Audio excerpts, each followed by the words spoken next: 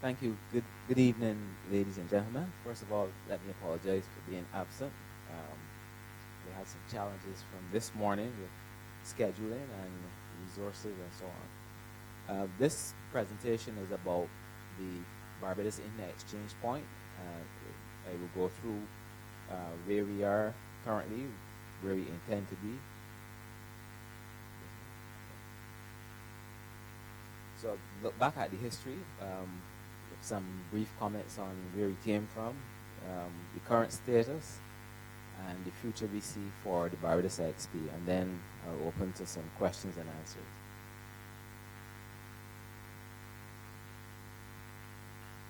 I believe, and this is something we'll have to check again, but I believe the discussion started sometime around 2013.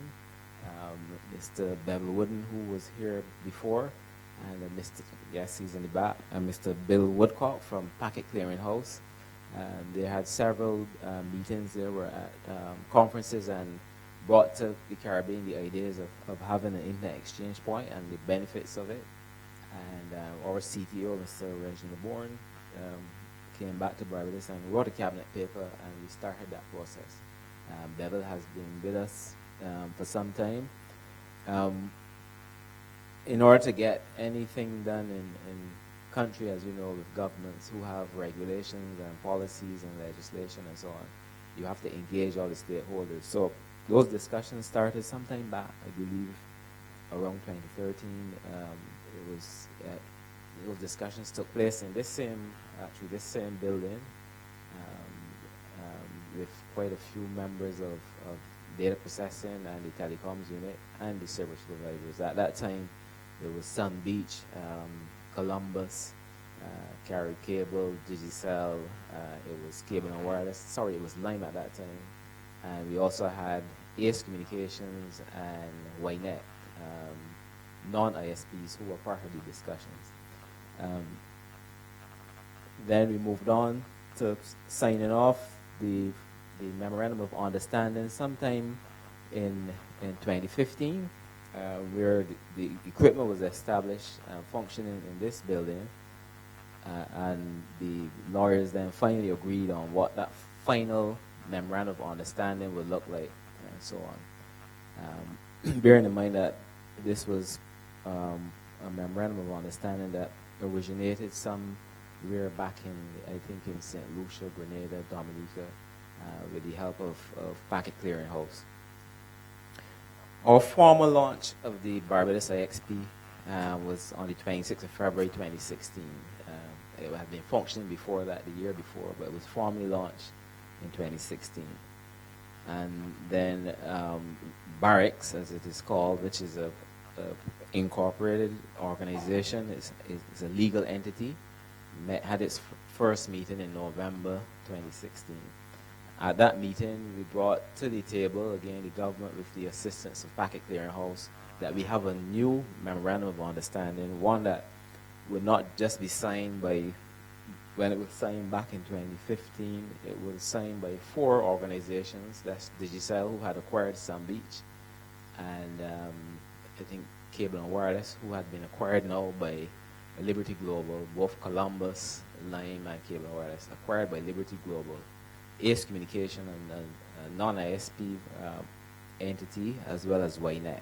And those two signed as associate members because they're not ISPs. So the current MOU has been signed by 2 ISPs and 2 non-ISPs. So very limited, as you can see.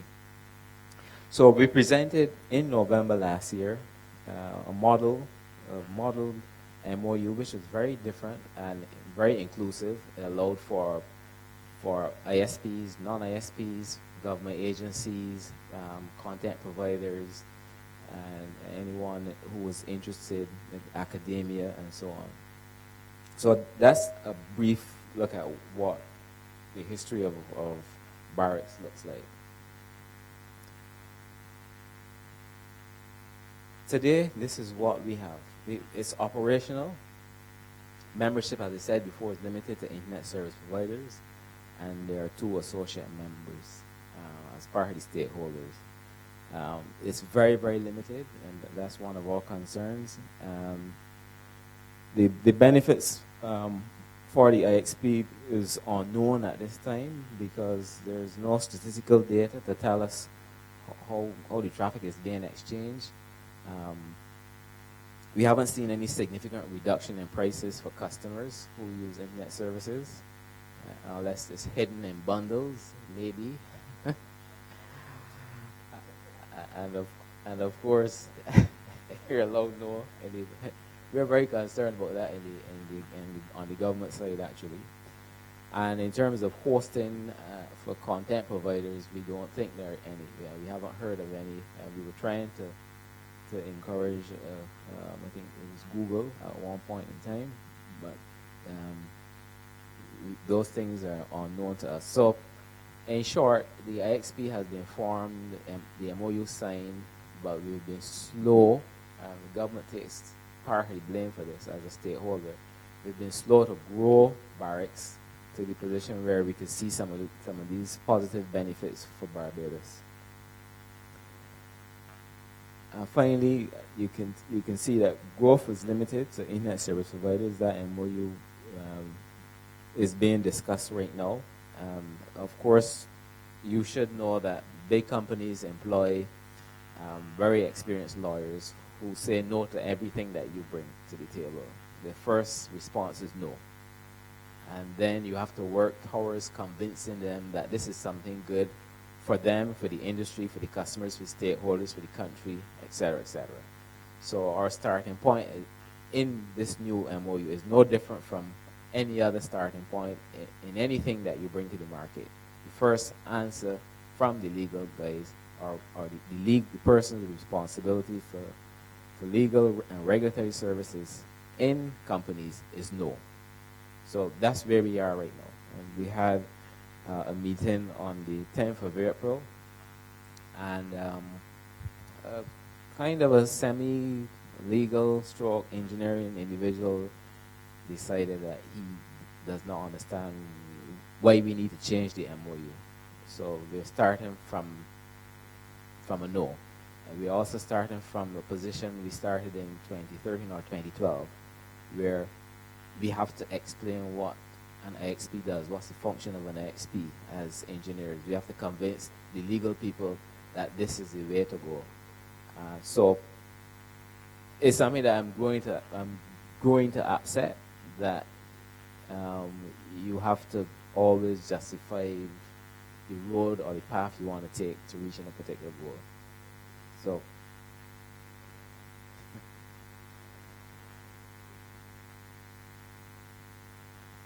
So in the future, here is what we're looking for the Barbados Internet Exchange point. The government will continue to champion and support the continuous development of the Barbados IXP. We want to see success and growth, not just the establishment of the IXP, but we want to see it grow, because you know there's some statistics which says that for every percentage point you increase your broadband penetration, and the only reason you have broadband penetration is because you want to offer internet services, you could probably get a 4 or 5% increase in GDP. Those numbers are staggering. The Minister of Finance, when he hears that, he says, so why are we not moving on this? Well, we're trying to move. But you add the government bureaucracy to the first answer of no from the private sector into the mix. And as you saw before, it could take us 12 to 18 months to get a new MOU to get going again. We want that the IXP is one of inclusion. I know that when we engage the stakeholders on other aspects of telecommunications and ICTs, we do get some good results. So for example, when we are having our World Telecoms and Information Society Day for a whole week, we do get their participation. Even though this year we've had one ISP not respond, and I believe that's because they're reshaping their organization.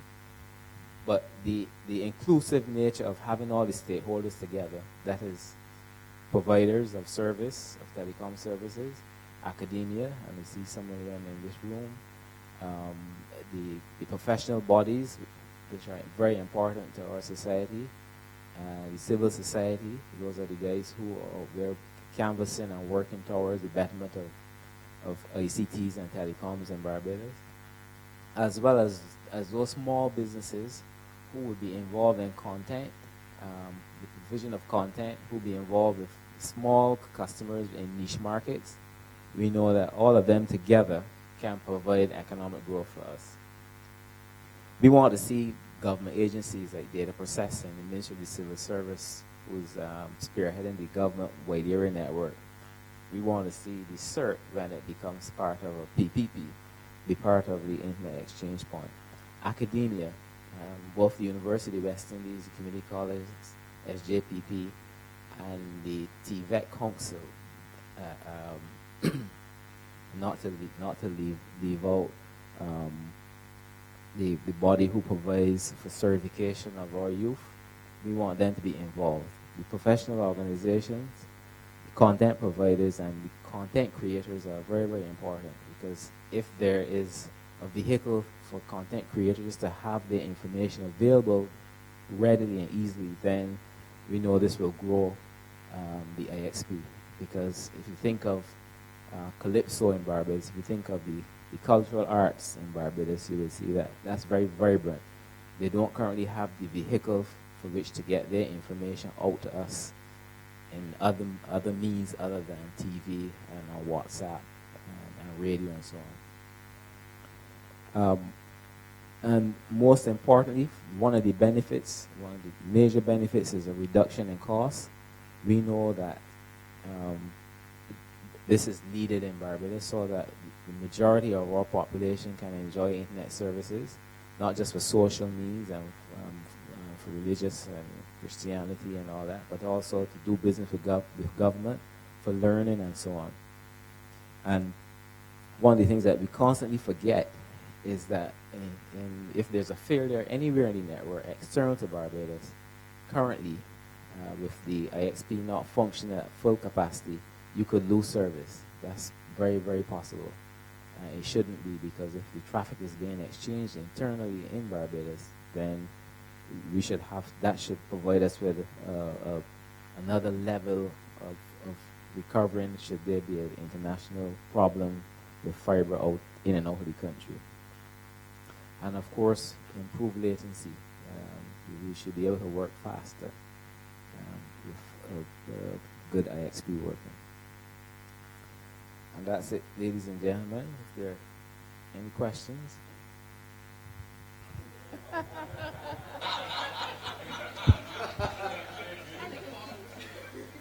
Hi, good evening.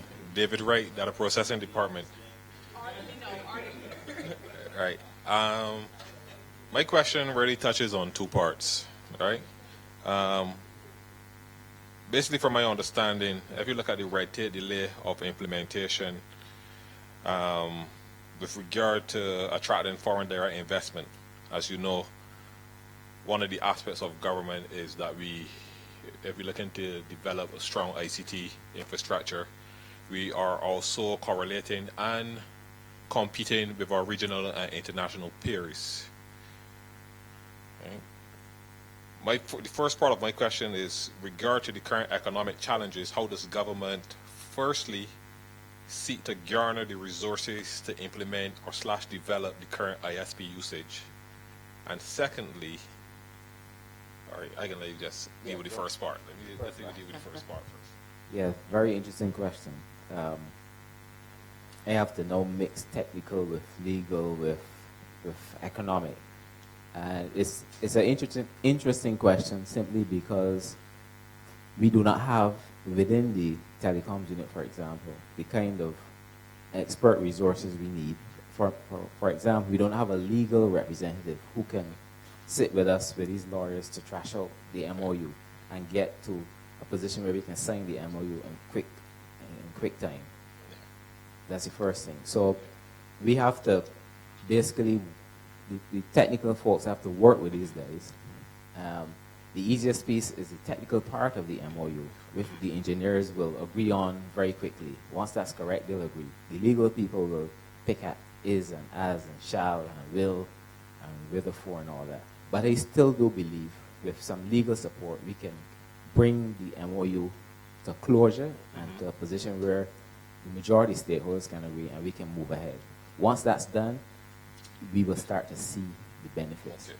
Because we'll have more stakeholders involved as participants to have more fruitful discussion, moving on to, for example, bringing UE on board, and TVET Council, and the cultural industry, which has a lot of content that they need to put out there.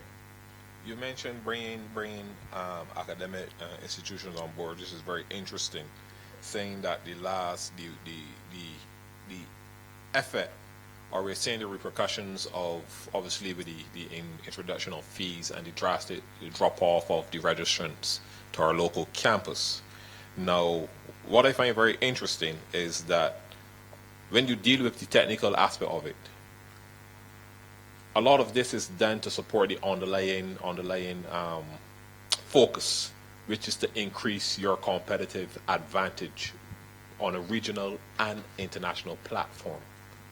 What policies are government going to seek to develop and eventually implement to garner development at the micro level, which in this term I'm saying as the academic institutions, getting your young engineers and programmers and things on board, thus building towards the macro level of attracting whether local, regional, or international stakeholders? Right. Very good question again. But let me start at the opposite end. If you take a look at ICTs and telecommunications in the Caribbean, you're going to see two names pop up: Digicel and now Liberty. There was a Carib Cable, there was a Sun Beach in Barbados, there was a Tele Barbados, there was a Columbus. They all have merged. So in reality, in the Caribbean for ICTs, the provision of ICTs, the service providers look at the entire landscape. So for example, if Barbados is looking at growing, for example, the base for which the entrepreneurs will use ICT services, the service providers will take note. But they will also look at Jamaica. They will also look at St. Lucia, St. Vincent, and all the other islands that make up the Caribbean landscape. And they will make the decision, yes, it's viable to go into the Caribbean. So even though we compete island, by island, Barbados with St. Lucia, St. Vincent, and so on and so forth, we're actually collaborating. And as a matter of fact, sometime back in the 1990s, the Caribbean Telecoms Union was formed. I think that date is correct. In the 1990s. And the reason for that was to bring the Caribbean islands together so that they would offer the Caribbean as a viable place for investment by telecoms providers, by some of the best telecom providers. And you'll see that Cable and Wireless has been out there as a global provider for years, and they've invested in the entire Caribbean. Digicel came up sometime back I think in the 1980s or 1990s, and they moved out of Ireland into the Caribbean. They've expanded in the Caribbean. So, though we compete on a regional basis, island by island, we still have to keep focused that the telecoms and ICTs takes up a lot of resources to get things running on the ground. And therefore, you need to attract the big players. And as individual islands, we can't do that.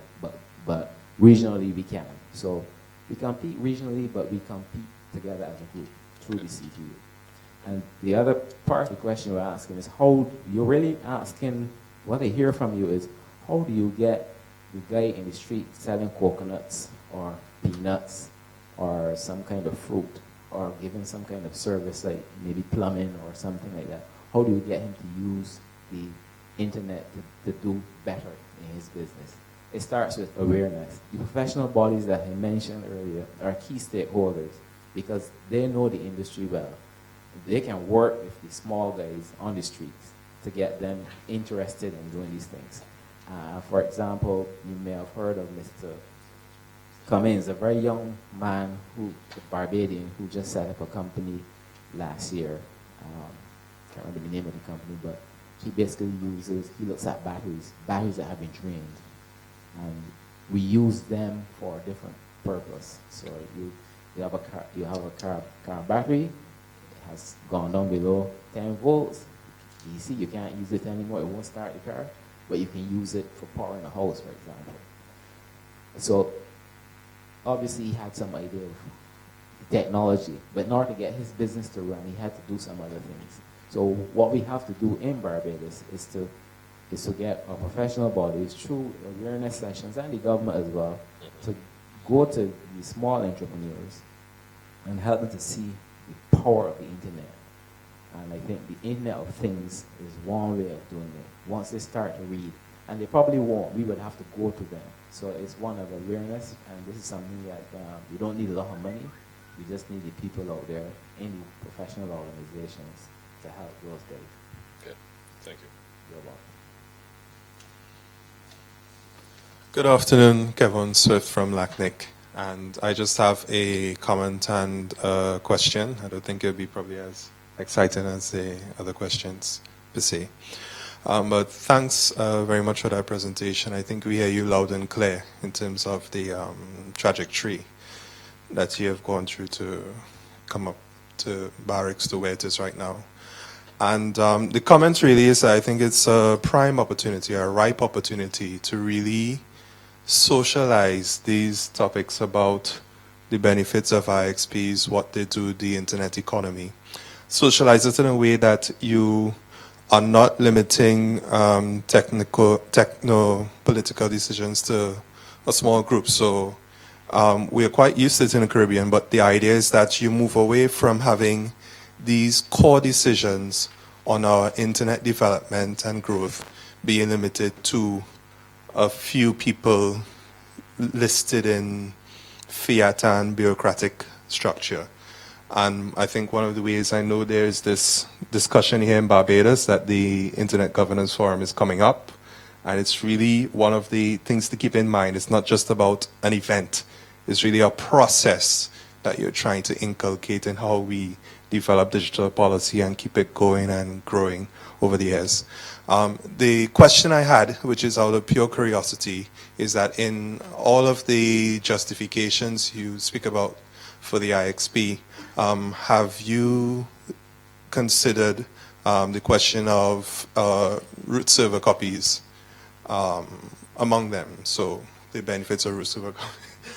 I kind of anticipated what the response would be, but just putting it out there out of pure curiosity. LACNIC in particular, they help a couple others, entities to identify potentials like IXPs to be able to install copies. And just want to hear a bit more of some of those discussions, if you don't mind. Yes, as a matter of fact, the root server issue was mentioned in our last discussion on the 10th of April in our meeting. It's one of the things that we have to get done for the IXP, as well as training. We do have a commitment from Bevel to offer some specific training to our people, and we will take up that as well. Where we become tardy is in doing exactly what you were saying. That is expanding the audience from legal and technical to other, and we need to get towards the UE guys who attend, the guys from TVET who would be thinking of attending, or our techie guys. What we don't have so far is someone who is very creative and is thinking about creating content, whatever that content is, whether it is music, whether it is some sort of cultural art, whether it is something else. We haven't been able to attract those as yet, but I think we will do that, because you're correct. We have to create the need. The need is there. What we have to do is to let them know that here is a medium on which you can expand your markets. Here's a medium that you can reach more people in the society. And one of the things that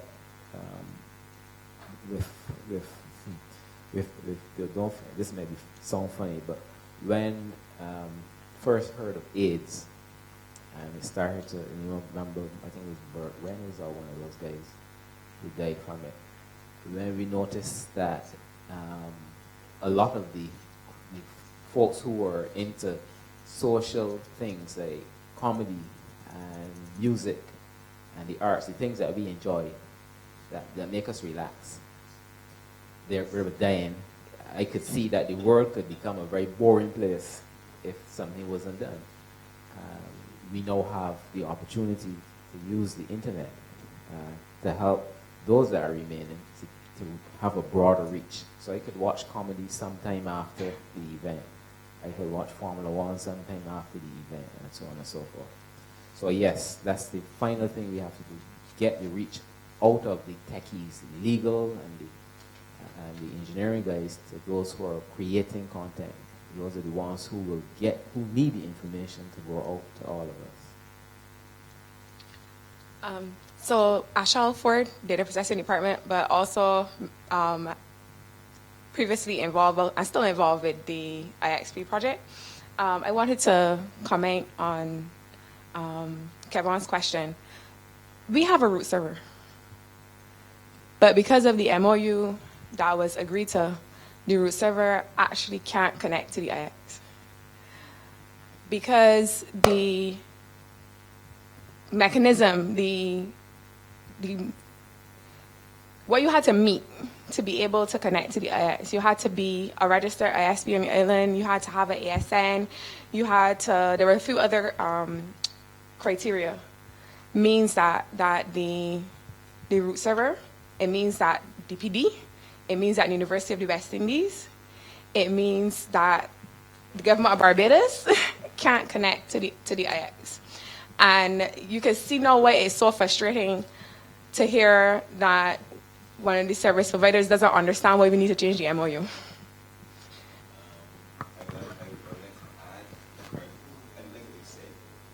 But it may very well be, honestly, the service provider soon. That's not a joke. So that's one of the issues I wanted to talk about.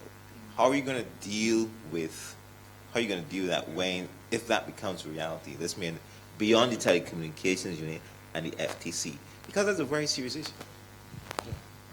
I just wanted to build on that, because it actually gets to Kevin's point. Bevel Wooding, Caribnog Packet Clearinghouse, and a Scarden. We go back to the slide with the when it started and what we're doing here. I want people to understand, and he's been very kind and diplomatic in the language, but essentially the Barbados Internet Exchange Point is a prisoner of its first agreement.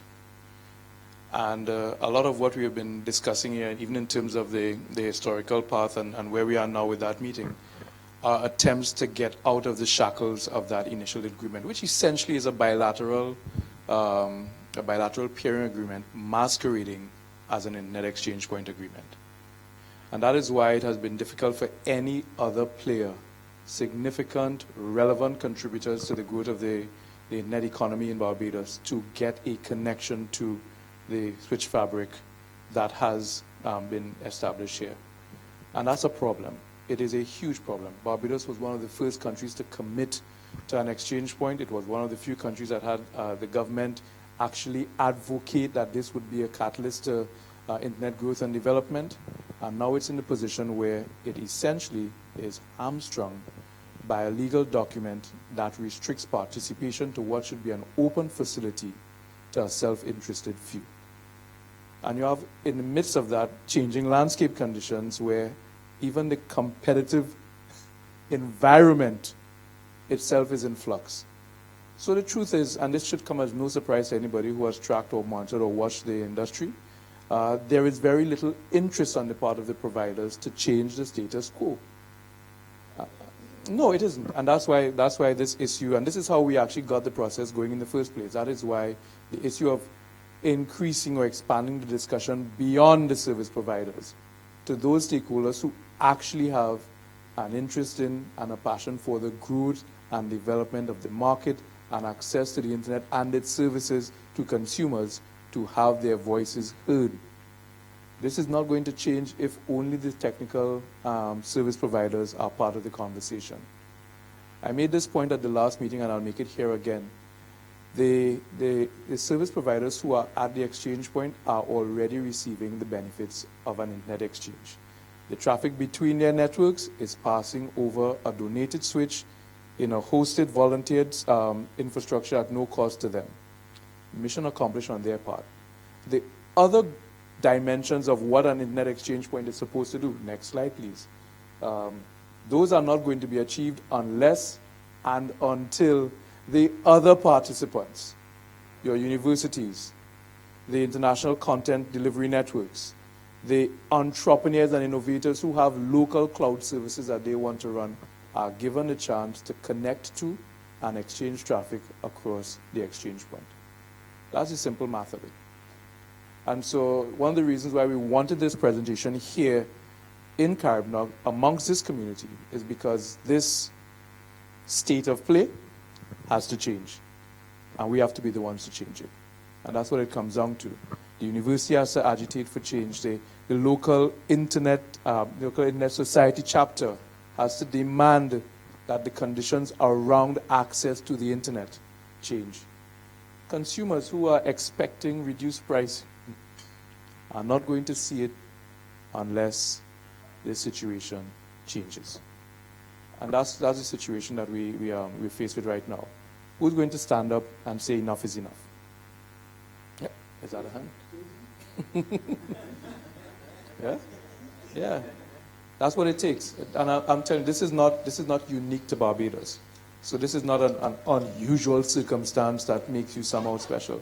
There are other countries that are in the same bind as it relates to telecom providers defining the pace, the nature, and the extent of technological advance in the country simply because of their dominance and simply because consumers don't have the information or the understanding as to what it takes to change the status quo. Are we saying we have sufficient understanding and sufficient interest in changing the status quo? Now, there are many ways to unravel the mess that the country now finds itself in. I'll give you one simple, low-cost way to do it. That is to simply create another exchange point right next to the existing one and have all of those who are interested in an open internet participate there. And I can tell you both from a packet clearinghouse standpoint and from a Caribbean standpoint and from a Caribbean Telecommunications Union standpoint, we will be absolutely willing to support any such participant at such an open exchange.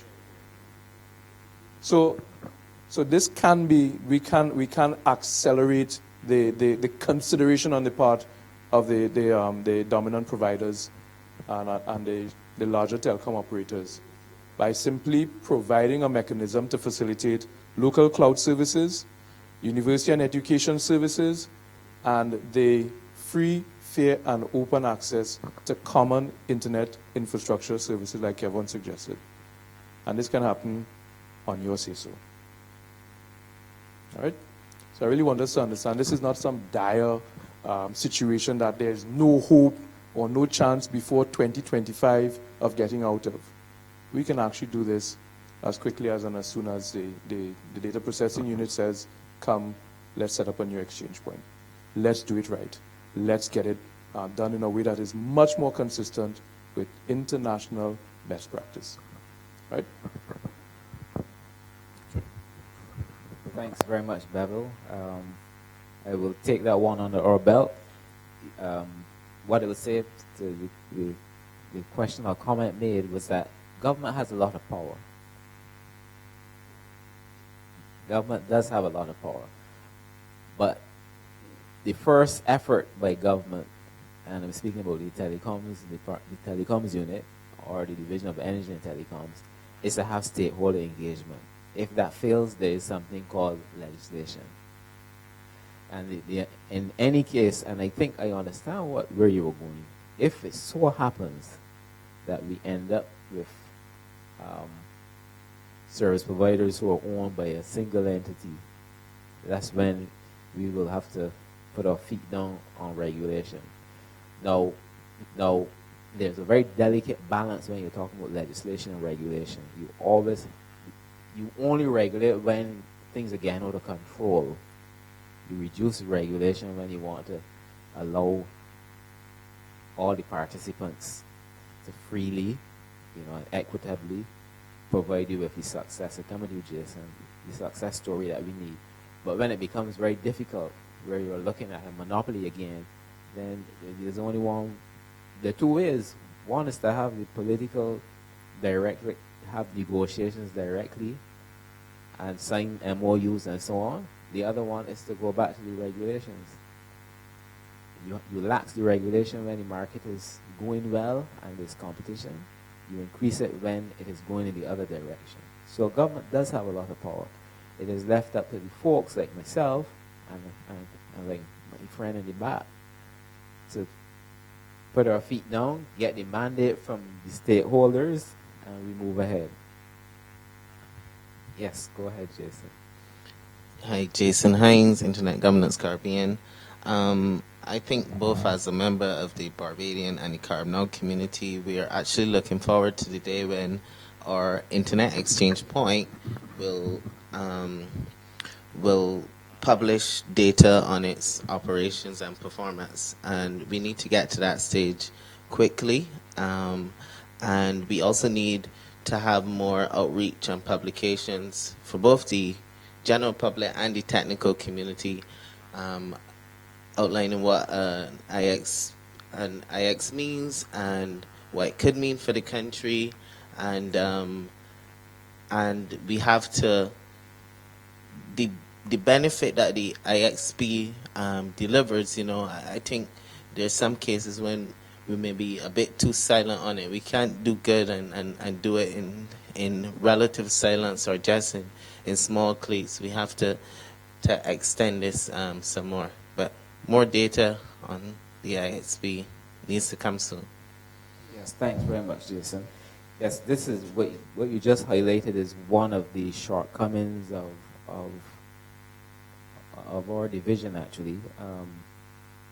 I remember back in December 2012 going around to meetings. I think Alicia was doing a presentation and I was there, and someone asked, well, who's the telecoms unit? She was doing a presentation and it had to do with internet services, actually. And someone asked, who is the telecoms unit? And there was, but telecommunications is big in this country. Oil and gas is big in this country. Health care is big, and education is big. So why they don't know about us? And it's because we do not do enough of this. We do not come out and present, be part of the agenda of Caribnog, or the Internet Society, and so on and so forth. BEPA constantly calls me, can you come and present? Can you come and present? I said yes last week or the week before, but Alicia will be attending and presenting instead of me.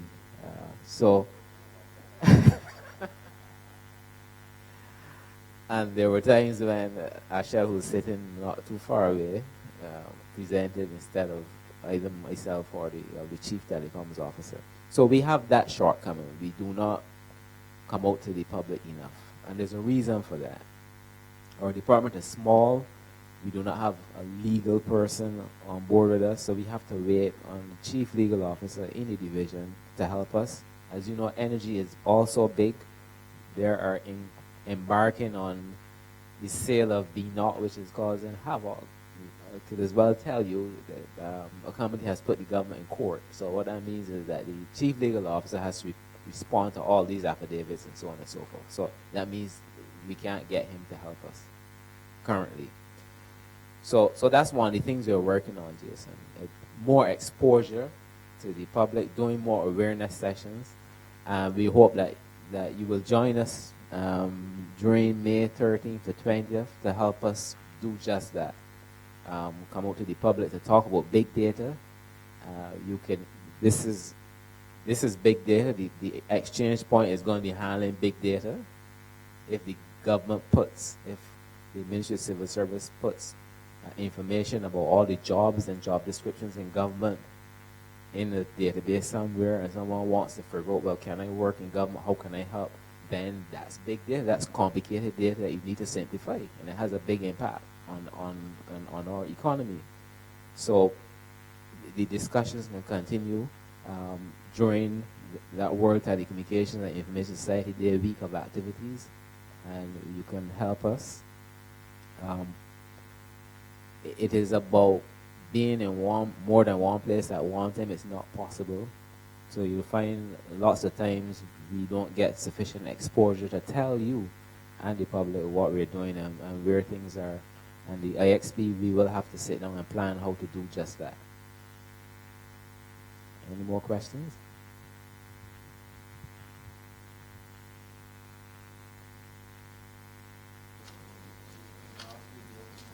Alicia Trotman, a South Barbados, citizen of Barbados as well. I would like to say that having worked with the IXP project, that government was in a battle with the service providers. And I would say it was a draw, because the IXP is there, but the MOU, as Bevel said, we're in a prison. This next battle, I hope government learns from its mistakes. They're coming with the same tactics. Let's not fall for it again. That's it.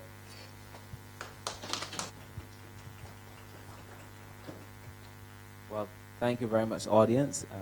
I will go back with a lot to work with, and I know I have your support, and we are up to this battle. And I take your point about setting up an independent exchange point, but we will work with the options we have. And we always remember that government has a lot of power. We just don't like to use it that way. We don't like to legislate. We don't like to over-regulate. But we have to do what we have to do in order to bring the benefits to the country. So thank you very much, ladies and gentlemen. Thank you very much.